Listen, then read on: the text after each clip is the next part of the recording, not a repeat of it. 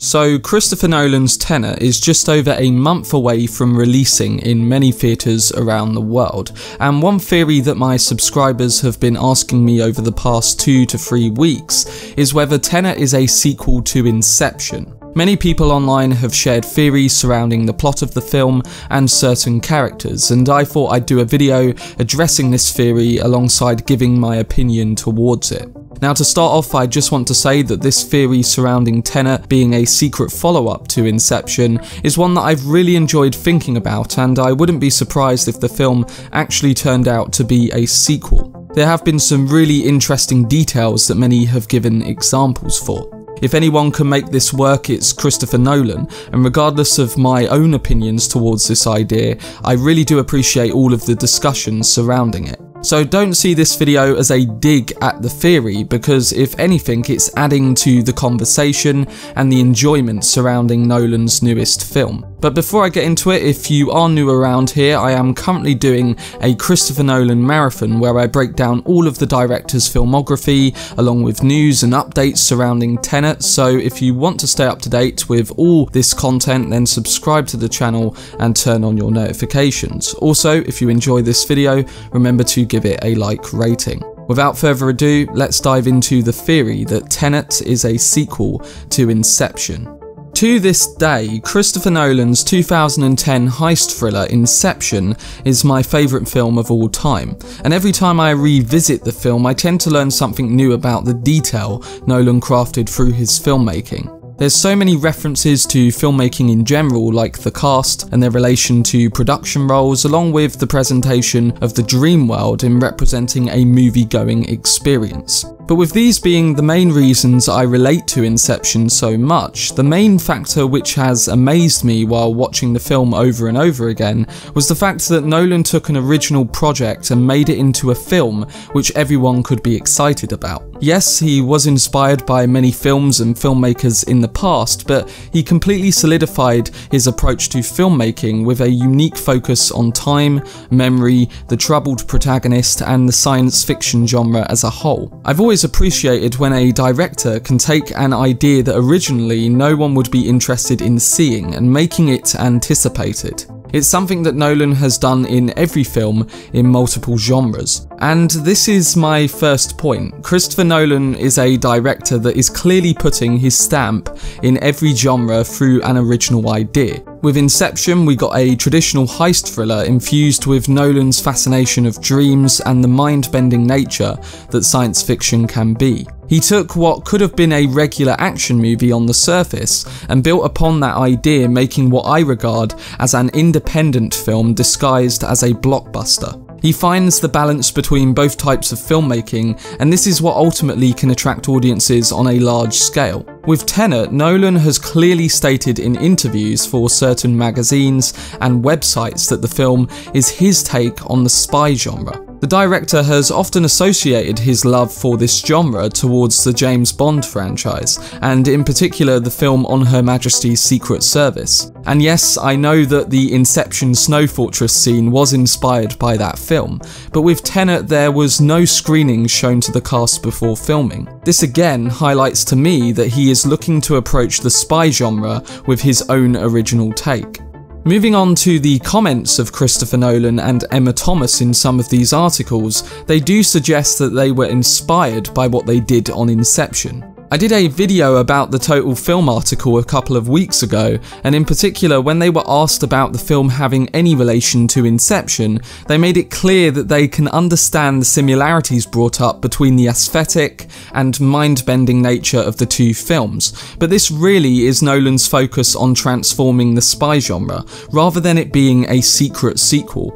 Now, we could say that Nolan and Thomas may be hiding the film's true origin, but when reading this article I honestly got no suggestion that this film is connected to the world of Inception. On top of this, John David Washington's recent comments highlight what the director and his wife were saying. Many people who saw the Esquire interview heard Washington say that Tenet is like an in-law to Inception, just like all of Nolan's other films. And what this clearly indicates to me is that there are many similarities to the film when discussing Nolan's directorial and visual style, however not so much related in story. Nolan always plays with the physics and mental temporality of time, and these similarities do become obvious to the way his cinematographers use the camera. I think the idea of having a group of main characters all wearing suits and plunging into a new mission of international espionage can make the audience think about Inception in the back of their minds, and overall it adds to a theory like the one we're talking about in this video. But when a director like Nolan has constantly explored the concept of time in many different stories,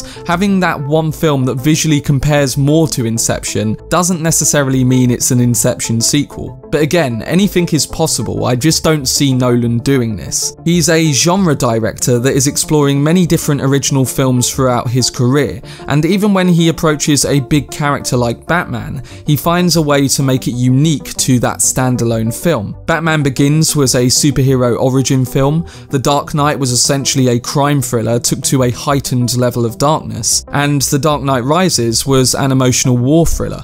The final thing to address with this Inception theory is that many have claimed that Robert Pattinson is the son of Leonardo DiCaprio's Cobb from Inception due to a change of hair colour. Now, I think this idea is a really intriguing one, and if anything, I wouldn't be surprised if Nolan's take on Tenet is something along the lines of his own grown-up children trying to save the world from its own eventual downfall in a metaphorical way. This is clever, and it's something that Nolan has referenced before. The director's own son, Magnus Nolan, played Cobb's child in Inception, along with his daughter Flora Nolan making an appearance in 2014's Interstellar. But in regards to Pattinson's hair colour, this is something that's not out of the ordinary.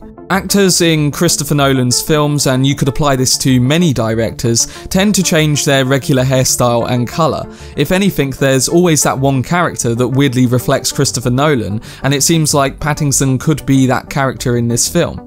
Again, I do think there could be a subtle reference to Nolan's children having to save the world, but to say that Pattinson and even Clemence Posey are the direct characters from Inception is not too much to go on until we see their actual characters in the flesh and the story behind who they are. Visually though, I really do like this idea, and it had me thinking even further about this theory. But the important factor to look at surrounding this theory is the ending of Inception.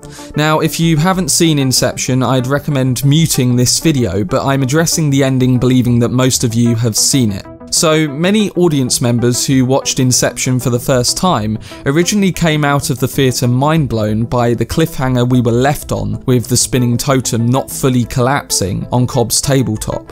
But what I and many others who have watched the film multiple times have suggested is that the cliffhanger we leave the film on isn't necessarily a cliffhanger for the characters, but rather the audience themselves. What matters in Cobb's eyes is that he believes he's in reality, and the audience is left questioning everything about that. For me, this doesn't call for a sequel, but rather a constant level of rewatchability and questioning surrounding the dream world and, of course, the audience's own reality. Whenever I watch the film, which is usually 2 to 3 times a year, I love that Inception stands as its own complete story that also calls for rewatchability. I don't get a sense that the spinning top ends the way it does to claim that a sequel is coming. Now sure, Nolan himself has stated that anything's possible, but for me, Inception works as a complete narrative with loads of audience interaction.